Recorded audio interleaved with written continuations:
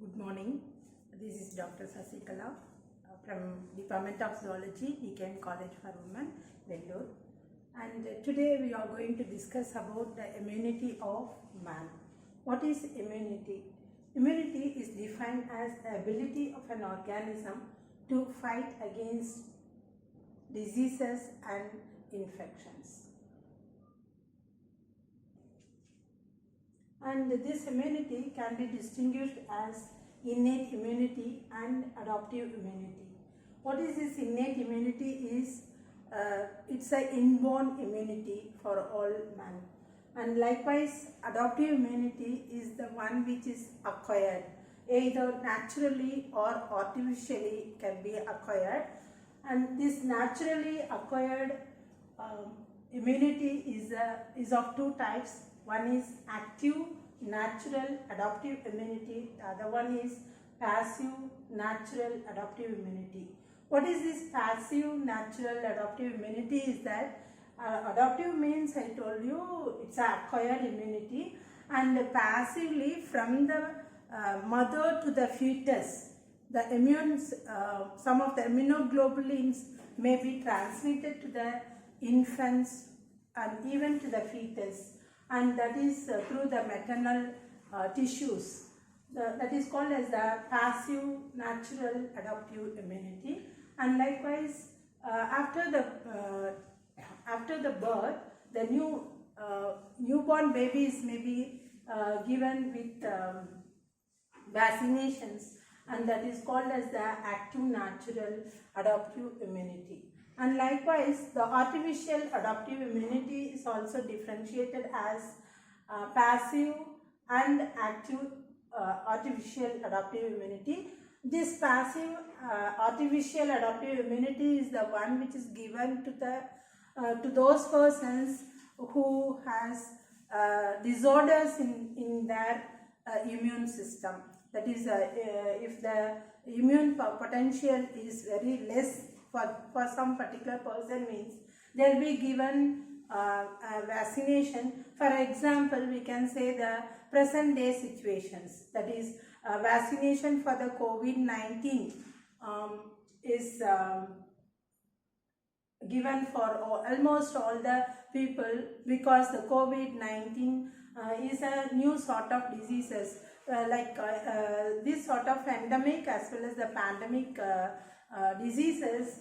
This immunization can be given, which is called as the artificial adaptive immunity. Likewise, from the childhood stages, some may be given different sorts of vaccination, like BCG vaccination, IMO vaccination, MMR, and all will be given for the in the case of childhood stages, and this is called as the artificial active immunization.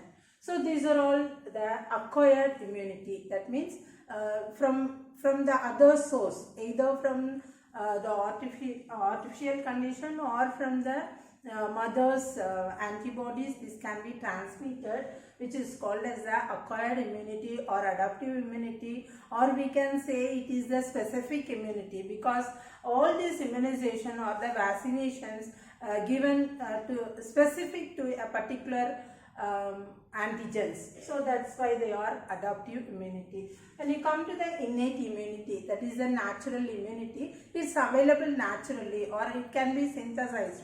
All sorts of immunoglobulins, and then the immune related cells, which is called as the lymphoid cells, can be synthesized in our system itself naturally when we are affected by infections. That is called as the innate immunity. And this innate immunity, we can differentiate, is very important. The innate immune system is very important for us. So here I'll explain what is innate immunity and adaptive immunity. Innate immunity has so many barriers, like physical barriers, defense. We have different sorts of defense mechanism, like first line defense mechanism, second line and third line defense mechanism. The first line and the second line defense mechanism comes under the immune I mean the innate immunity, whereas the third line system of immune system, third line response will be from the adaptive immunity. So this innate immunity, we have different mechanisms, like in the secondary line of defense mechanism, we have inflammation, then formation of the complements, and also the non-specific cellular responses will be shown here, and all the different types of cells like leukocytes, phagocytes, macrophages, mast cells, neutrophils, eosinophils, basophils, on all sorts of WBCs, as well as the natural killer cells and the dendritic cells will be formed at this stage during when the innate immunity is consistent. And likewise the complement system, like the effect of chemotaxis, opsonization, cell lysis and agglutination will be occurring, whereas in adaptive immunity the B cells and the T cells will be formed in a larger amount, and wherever required they will be accumulated in that site. So that is the adaptive immune response. And this what is this innate immunity is that almost all the organisms they possess the disease resistance ability, which is inherited from their parents, or sometimes they are gained naturally also. So that is called as the innate immunity. And this innate immunity is the primary immunity for humans, and this can be acquired by birth also, that is from the parents. And it gives a first layer protection for the antigens, that is for the foreign substances. And this can be distinguished as a physical barrier, then chemical barriers and all. What are these physical barriers is that all our sense organs like skin, eyes, in the eyes, the eyelashes, eyebrows, they'll help in protecting the microorganisms. And also in the nose, mouth region, in the nose, some little hairs will be there that will protect the germs to enter into our body system. Likewise, the respiratory tract, the gastrointestinal tract, they do have very small sized cilia they may have, so that all these physical appearances like our skin, our eyelashes, then the hairs in the nostril, then the eyebrows, eyelashes, and then the mucous membrane present in the intestinal tract as well as in the respiratory tract. All these are the physical barriers which helps to prevent us from the microbes. And likewise, what are these chemical barriers is that the secretions which are being secreted by the sense organs, that is skin means they secrete the sebaceous gland, sweat gland, the pH of the sweat gland, they'll inhibit the growth of the microbes. So in that way, that is a barrier. Likewise, the tears have the lysozyme. It's an enzyme which will kill the bacteria and the viruses, that is other foreign substances. That's why when we feel some dust particles in our eye, immediately the tears will arise. So that the tears will eliminate all the microbes and the foreign substances from our body. And likewise, the nostrils. From the nostril, the nasal cavity is lined by the mucous membrane. So the mucous membrane initially they hold all those, they trap the microbes which are entering through the during the respiratory process and all. Likewise, when we eat, when we swallow the food material, or when we drink the water, the organisms, the microbes may be trapped by the mucous membrane which are present in the alimentary canal. Right from the esophagus up to the intestinal part, we have the mucous membrane which will trap the all these microbes. That will give a primary response, or the primary barriers for us. And then when it gets into the stomach, in the stomach we are the stomach has the HCl, and that will help the that will help in protecting the antibodies, the antigens, which will be eliminated by this HCl. And likewise, our skin, it's made up of the epidermis and the dermis. Epidermis has different layers, and this layer of epidermis will help in the first line defense mechanism. And even after the entering of the bacteria, you can find some inflammation may arise in our skin due to the infections. That is supposed to be the second line of response. So let's see the first line of response. What are these first line of response defense mechanism? Is that one is the salivary secretion, tears, salivary from the mouth region, tears from the eyes, then again the sweat glands and the sebaceous glands from the skin part, and then the HCl from the stomach region, and then the mucous membrane right from the digestive tract as well as from the respiratory tract. So all this helps in the first line defense mechanism. I told you about the physical barrier and chemical barrier. Physical barrier is the one which, see, all the sense organs are the physical barriers, and the substances which are secreted by the sense organs may help in trapping the organisms. And likewise, sometimes we have the sneezing and coughing as well as the diarrhea and all. So this is because of the a way of eliminating the microbes. Our system, our body itself, they'll get ready to eliminate all those microbes through the coughing, sneezing and diarrhea, as well as through the urination. And our sweat, as in the sweat secretions and in the HCl, that is a stomach secretion, have the lysozyme enzyme which will eliminate all the microorganisms. Then the second line defense mechanism. Second line defense mechanism is nothing but the swallowing of any part, any skin part, which happens to the, just because of the infection of the microbes, we may have some swellings, redness, some sort of heat feeling and pain. So all these are the signs of inflammation, which is because of the second line defense mechanism. So as a result, all these neutrophil, eosinophil and the mast cells will be rushing to that particular area where the swelling occurs, where the infection occurs.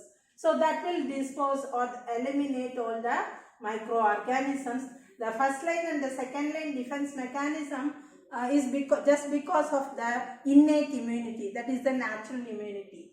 And then let's go for the adaptive immunity. This adaptive immunity plays its role in maintaining the third line defense mechanism.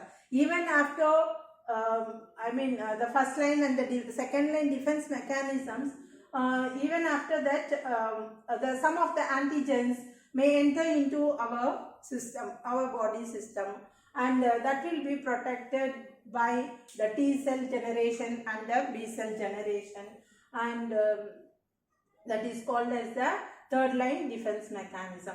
How this defense mechanism is working out is that, see, this is non-specific response, that means the natural or the innate immunity. This is a specific response. So both natural as well as the adaptive immunity follows here. In the case of natural immunity, see, this is supposed to be the macrophage or any sort of lymphocyte. And if the pathogen enters into our body, means this will just engulf the pathogen and it will destroy in itself. Because this phagocyte, the macrophages or the mast cell or B cell, whatever the lymphocyte may be, they have the lysozyme inside, and this lysozyme will destroy the pathogens or the bacteria or the viruses or any foreign substances. It may trap and destroy within the cell. And if it enters into still more tissues into our body, means then the T killer cells and the B lymphocytes will be activated. For the activation, the T helper cells will help them to activate, because they are in the inactive condition at the beginning, so it may be activated by the T helper cells. And if the bacteria are engulfed by the T killer cells, then they'll infect some cells in our body, and that cell itself will undergo the apoptosis process, so that that infected cell will be destroyed and that will be eliminated from our body. And if suppose the B lymphocyte engulfs these microbes, means they will be transformed into plasma cells, and they will produce all the antibodies. The Y-shaped one, no, these are all the antibodies which help in eliminating all the antigens.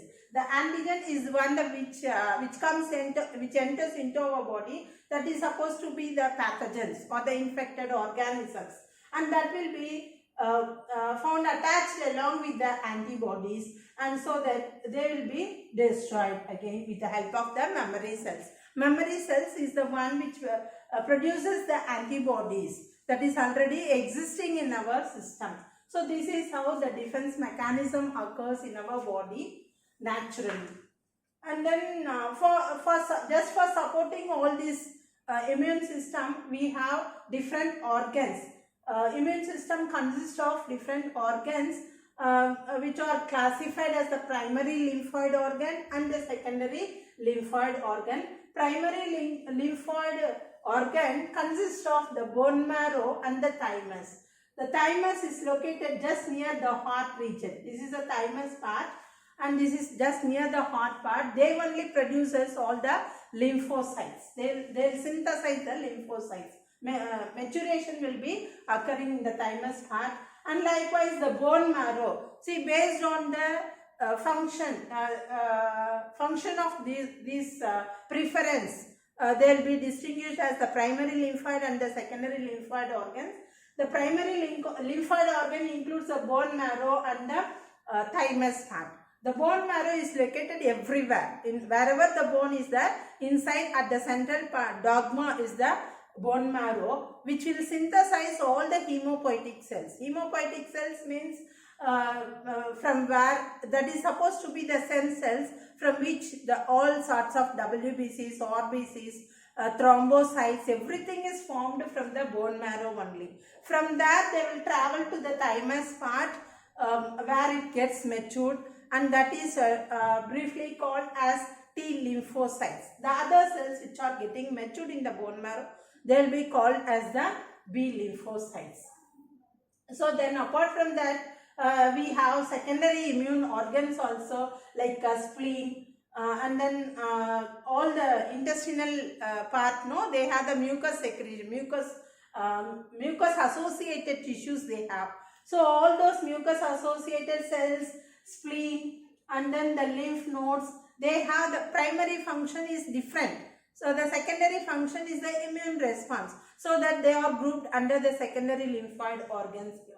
So both primary as well as the secondary lymphoid organ will help in eliminating the microorganisms or the pathogens. So those bone marrow, that is the lymphoid organ, they will synthesize the lymphoid cells. That is called as they are grouped as cells of immune system, where we can categorize as myeloid progenitor and the lymphoid progenitor. See, all those cells comes from the stem cells, so-called stem cells, and those stem cells, they are originated from the bone marrow only.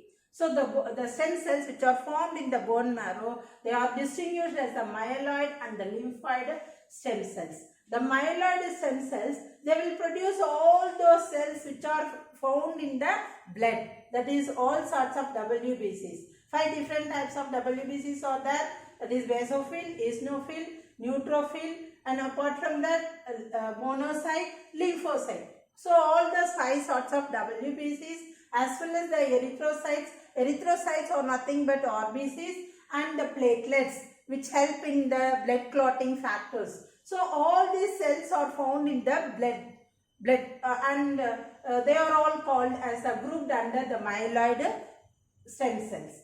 And whereas the lymph system, that is the lymph vessels are found just beneath the all blood vessels. Wherever the blood vessels are there, the lymph vessels are also there. Inside the lymph vessels, we have all sorts of lymphocytes. So that's why they are grouped as lymphoid progenitor cells. And these lymphoid progenitor cells, they are differentiated as B lymphocytes and T lymphocytes. As I told you earlier, based on the development, based on the maturation, they are differentiated as, if it is matured in the thymus part, they are called as T lymphocytes. If they are matured in the B, bone marrow itself, they are called as the B lymphocytes.